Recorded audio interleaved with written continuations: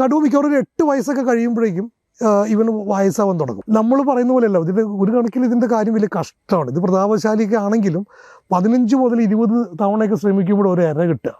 ആ പ്രോസസ്സിൽ വല്ല പല്ലോ നഖമോ ഒക്കെ ഇഞ്ചുറി ആയി കഴിഞ്ഞാലും പ്രശ്നമാണ്. പല്ല് തേയാൻ തുടങ്ങും, നഖം പോകാറുണ്ടാവും, അത് ബുദ്ധിമുട്ടാണ്. അപ്പോൾ അങ്ങനെ നിൽക്കുമ്പോഴാണ് ഈ കുട്ടിക്കടുവകൾ ചെല്ലുന്നത്. അപ്പോൾ ഒരു സ്ഥലത്ത് ചെല്ലുമ്പോൾ അവിടെ ഒരു കടുവയുണ്ട്, റെസിഡൻറ്റ് കടുവയുണ്ട്, അവനുമായിട്ടൊന്ന് മുട്ടി നോക്കും. ആരാണ് ശക്തിമാൻ അവനൊരു വാഴുക എന്നുള്ള പ്രകൃതിയുടെ നിയമമാണ്. ഒരു 10 ഇത്തരത്തിലുള്ള യുദ്ധങ്ങൾ നടക്കുന്നുണ്ടെങ്കിൽ 50% മരണം സംഭവിക്കുന്നുണ്ട്. ചില കേസിൽ മരണം സംഭവിക്കാതെ വല്ലാതെ ഇഞ്ചേർഡ് ആയതും അല്ലെങ്കിൽ ഈ പ്രായാധിക്യം വന്ന കടുവകൾ ഈ പെരിഫറിയിലേക്ക് തള്ളപ്പെടും. ഈ പെരിഫറി എന്ന് വിളിക്കുന്നത് നമ്മുടെ ആളുകളും താമസിക്കുന്ന ഒരു പ്രദേശമായിരിക്കും. അപ്പോൾ ഇവൻ എപ്പോഴും നോക്കി പോകുന്നത് കാട്ടിൽ ഇരപിടിക്കാനുള്ള മൃഗങ്ങളെ ഇരപിടിക്കാനുള്ള ഒരു ശേഷി ഉണ്ടാവില്ല. കാടിൻ്റെ ഫ്രിഞ്ചിലൊക്കെ മേയുന്ന പശുക്കളോ ആടുകളൊക്കെ ഉണ്ടെങ്കിൽ അതിനെ ആക്രമിക്കാനുള്ള ഒരു ടെൻഡൻസി വരുന്നു. അതും സാധിച്ചില്ലെങ്കിലാണ് പിന്നീട് ഒരു മനുഷ്യൻ്റെ നേർക്ക് ഇത് വരുന്നത്.